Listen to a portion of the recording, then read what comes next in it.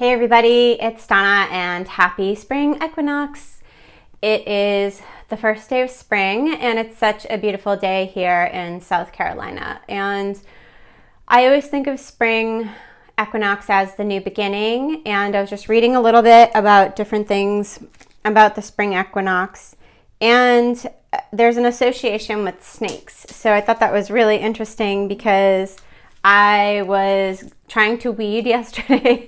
I am not a very good gardener, so I do the best I can and I go out there and try, and I was trying to weed and I bought a new little appliance and I was very excited and I got a lot done, but the day ended when I saw a baby snake. I had some things kind of covering over some grass because I wanted to kill the grass there and plant some stuff.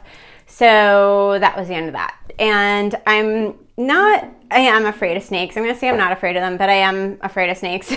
But they always show up wherever I am. And and growing up, I grew up near a brook. And everyone would say, probably just for us to not go into the brook because it was dirty and gross, but they would say there's water snakes you're going to get attacked by. Because I was thinking today, why am I so afraid? And it's because growing up they said the water snakes will get you and bite you and you'll die. They're poisonous. So an easy way for us to not go in the brook. But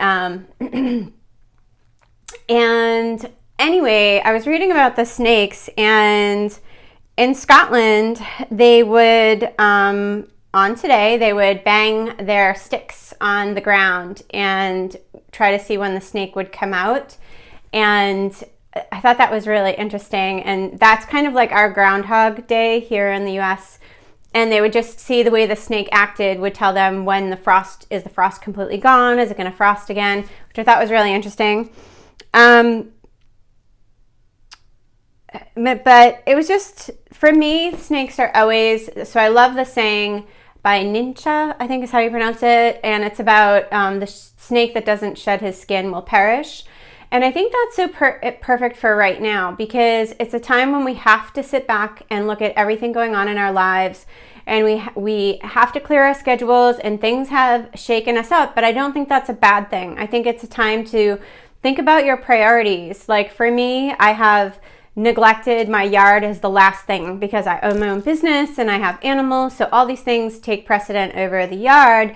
And just being out in the yard, it just gives me such peacefulness. And even though I don't know what I'm doing, I'll tell you that with 100% confidence that I'm just kind of learning. But everything out there is so pretty. And today, as soon as I started doing stuff, even though I mowed a little bit, all these robins came and it was like they were cheering me on. And then these butterflies came, and I mowed right where I saw that baby snake just to clear the grass so it's not something they want to come near.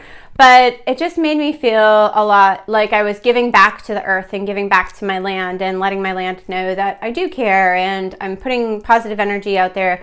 And the snakes, I left them little piles of grass so that they can hide in there because I don't go near there. But hopefully that communication got to them. But what kind of ways can you work with the new energy, the new beginnings? What kind of skins can you shed? It's like bad habits, things that you try to incorporate that you just don't ever have time to, things that you've remembered now that you've had a little time with the whole coronavirus right now. But it's just such a great time what is that new beginning? What is your goal? What do you want to, it's about death and rebirth. So what has this made you aware of that are areas that are weaknesses, whether it's personally I really wish everyone would focus on the positive. And I know people are sick of me saying that, but the energy, the vibration is contagious. So the more we just raise our vibration, like me going outside, I'm not scrolling through Instagram as much because it's sad to see the tension, and we just need to focus on raising the vibration. And I think this will pass faster than we're hoping because the vibration is higher. And I think it's a great time to go back to the earth. So get out in your yard. I'm in South Carolina, and it's beautiful, perfect weather here. Hopefully wherever you are, it's great weather there. But try to make a list of all the things that have been fears for you with all of this, And think of that as a death. And what are the ways that you can have a rebirth with those fears that came up? So hopefully this is helpful. Happy spring. I love spring, even though I'm allergic to everything. I love it, and I'm going to enjoy the rest of this day. I have a couple of clients, but then I'm going to just really get outside and feed the birds and let my dogs run around and enjoy the day as well. So what kind of ways that you can create a new rebirth for yourself today, and think of the things that you can shed. So hopefully this is helpful. Happy spring equinox, and yay, I'll be celebrating with you. And hopefully, if you want to, please share your stories with me. I'd love to hear how you celebrated today. Thank you so much, and have a great day.